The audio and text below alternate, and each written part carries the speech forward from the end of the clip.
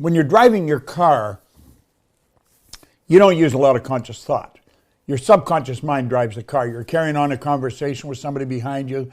You could be reaching for something in your pocket. You could be, trying to dial a number on your phone. God knows what you're doing, but you're not consciously driving the car. Now, let's suppose you're on a highway and you're driving along, subconscious is driving the car, but it's raining. And it's raining pretty hard.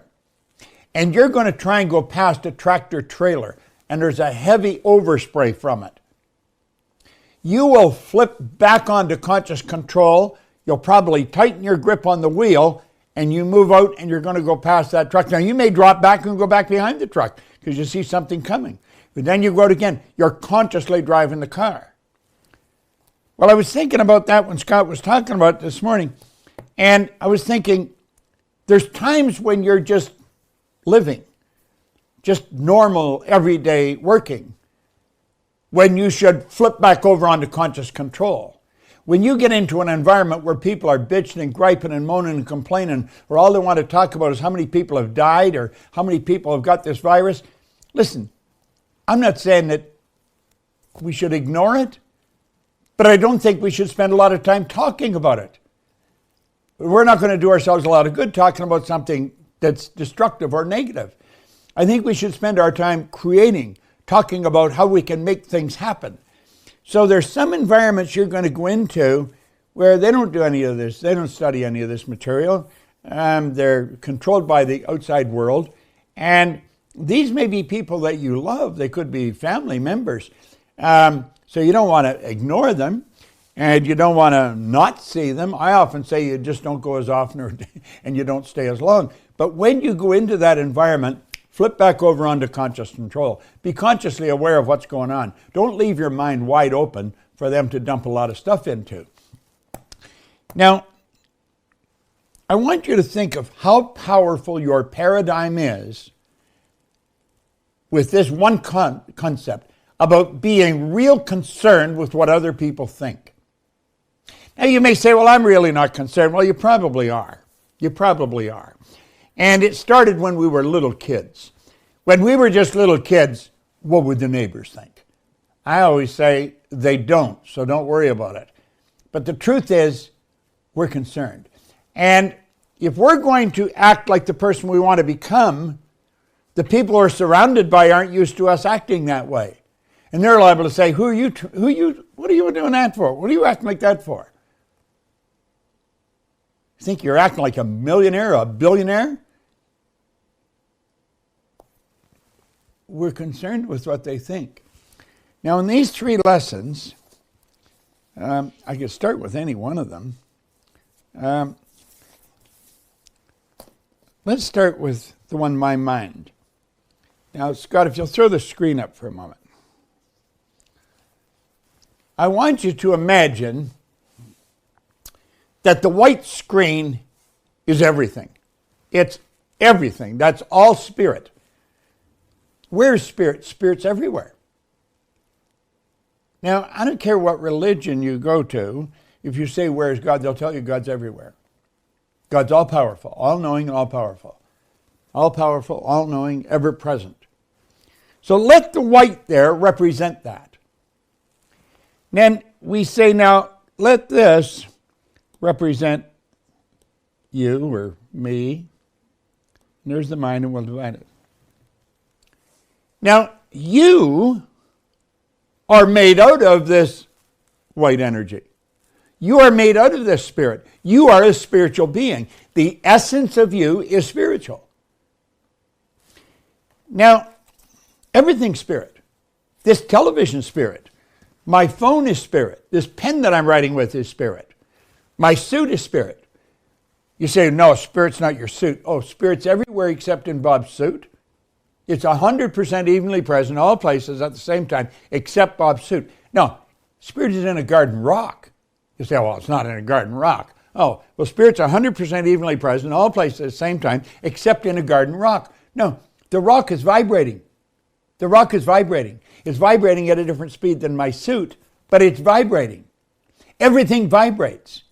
The law of vibration decrees everything moves, nothing rests. You are vibrating. And the vibration you're in is going to dictate what you attract into your life. Now, do you see, your mind is a center of divine operation. Is my mind a center? Yeah. How could my mind be center and your mind be center? Because there's more than one center. When you're dealing with, let's say, a basketball, there's only one center in the basketball, and that's determined by the outer measurements of the ball. But we're not dealing with something with outer measurements. There are no outer measurements. We're talking about being infinite. That's why Troward says, my mind is a center of divine operation. The divine operation is always for expansion and fuller expression. This means the production of something beyond what's gone before.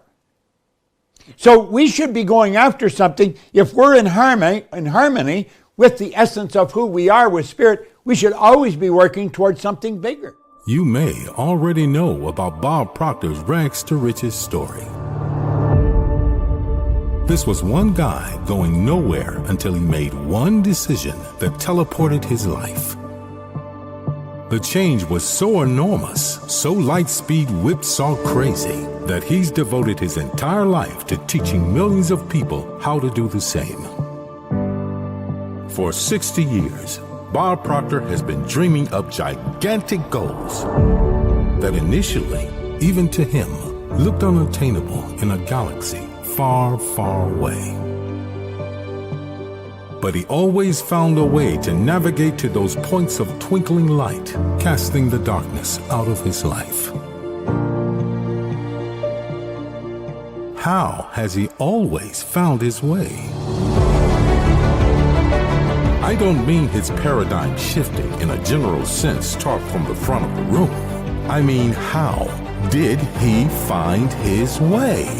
Conquering old habits, distancing from his old life, moments of frustration, moments of new direction, goal achieving, exaltation, and what he did next, practice steps, missteps, and jangled senses, questioning, analyzing, changing course, lousy times,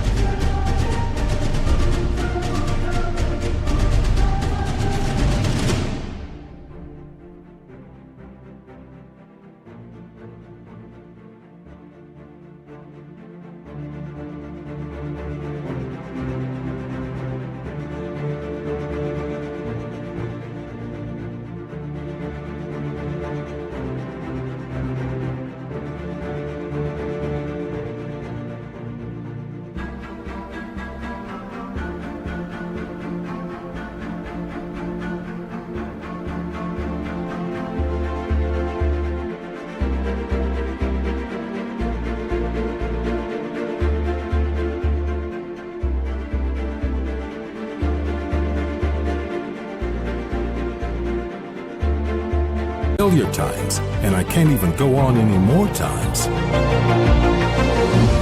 Because even a Jedi Master can have a bad day. Haven't you wondered how Bob became Bob? Just imagine what his personal lessons can do for the you you're becoming.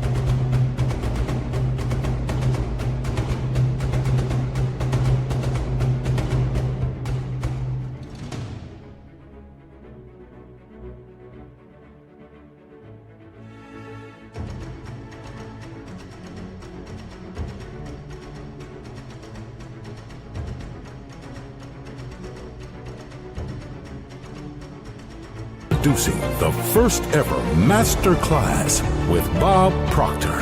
Study personally with Bob from his book, You Were Born Rich. Chat with him, ask the burning questions, clear away the confusions, conquer the bad days. Think like the master and go, go, go. Your light speed is just one decision away.